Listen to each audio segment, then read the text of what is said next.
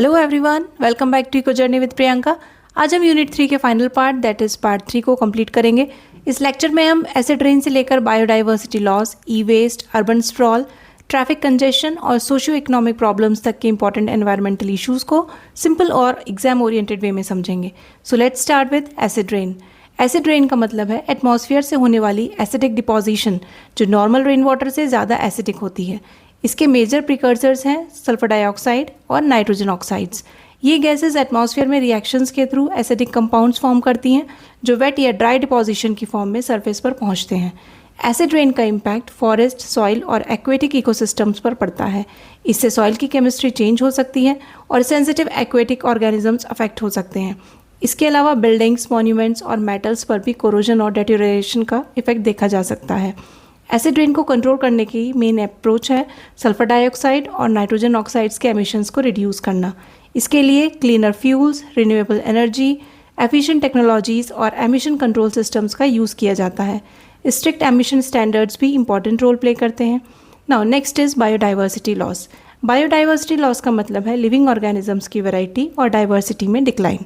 इसमें species loss के साथ जेनेटिक डाइवर्सिटी और इकोसिस्टम्स की डाइवर्सिटी का डिक्लाइन भी इंक्लूड हो सकता है। Habitat destruction, pollution, over exploitation, invasive species और क्लाइमेट चेंज बायोडाइवर्सिटी लॉस के इंपॉर्टेंट ड्राइवर्स हैं।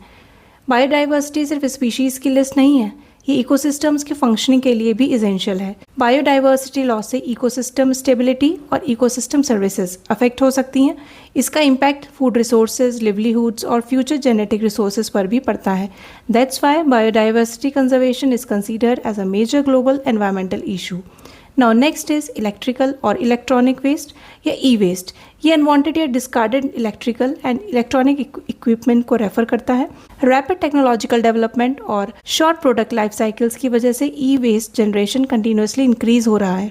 ई वेस्ट में वैल्यूएबल मटेरियल्स के साथ पोटेंशियली हैजार्डस सब्सटेंसेस भी प्रेजेंट हो सकते हैं। अगर ई वेस्ट का इम्प्रॉपर डिस्पोजल या इनफॉर्मल प्रोसेसिंग हो तो सॉइल, वाटर और एयर कंटेमिनेशन का रिस्क बढ़ सकता है। इसलिए रिपेयर, रीयूज़, रिसाइकलिंग और environmentally sound disposal important management strategies हैं। Now let's understand urban sprawl.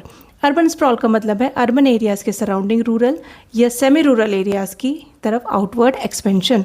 इसमें generally low density development, scattered settlements और अर्बन लैंड यूज़ का रैपिड स्प्रेड देखा जा सकता है। अर्बन स्प्रॉल की मेजर कैरेक्टरिस्टिक्स में लो डेंसिटी डेवलपमेंट, स्कैटर्ड ग्रोथ और लॉन्ग ट्रैवल डिस्टेंसेस इंक्लूडेड हैं। इसके साथ ऑटोमोबाइल डिपेंडेंस और एग्रीकल्चरल या ओपन लैंड का कन्वर्जन भी कॉमनली एसोसिएटेड होता है। अर्बन स्प्रॉल के एनवायरमेंटल और सोशियो इकोनॉमिक दोनों इम्पैक्ट्स होते हैं। ग्रीन स्पेसेस और एग्रीकल्चरल लैंड रिड्यूस हो सकती है, हैबिटेट फ्रेगमेंटेशन बढ़ सकता है और ट्रांसपोर्टेशन रिलेटेड एमिशंस इंक्रीज हो सकते हैं। साथ ही इंफ्रास्ट्रक्चर कॉस्ट और कम्यूटिंग टाइम भी इंक्रीज हो सकता है। Now this unit of our book specifically identifies urban sprawl and its environmental implications as part of units environmental issues. Now let's move on to our next topic, traffic congestion. Traffic congestion तब होता है जब road पर vehicles की demand available road capacity से ज़्यादा हो जाती है। Rapid urbanisation, increasing private vehicles, inadequate public transport और पुअर ट्रैफिक मैनेजमेंट की प्रॉब्लम वर्स कर सकते हैं।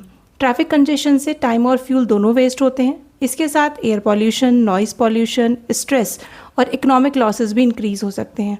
Public transport, walking and cycling, infrastructure, better traffic management और integrated urban planning important solutions हैं।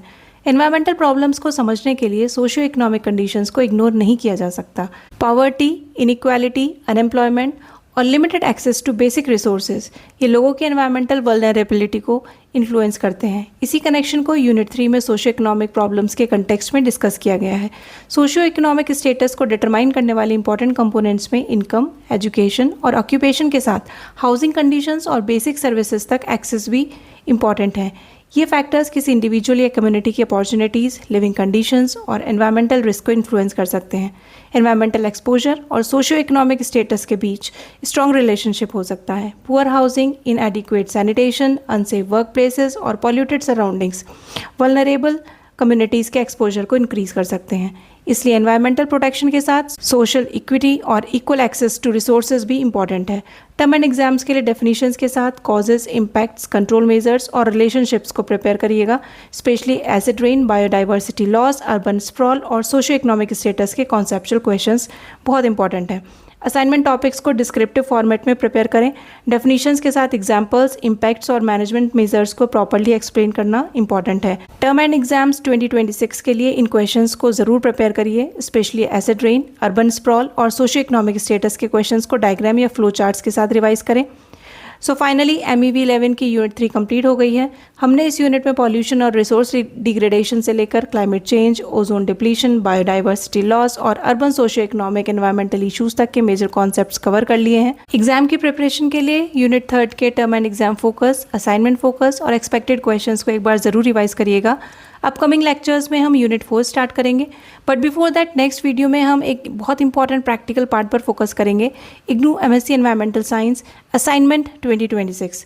मैं आपको स्टेप बाय स्टेप बताऊंगी असाइनमेंट क्वेश्चन से लेकर राइटिंग, प्रेजेंटेशन और सबमिशन तक। सो असाइनमेंट को लेकर अगर आप कंफ्यूज हैं तो नेक्स्ट वीडियो ज़रूर देखिएगा।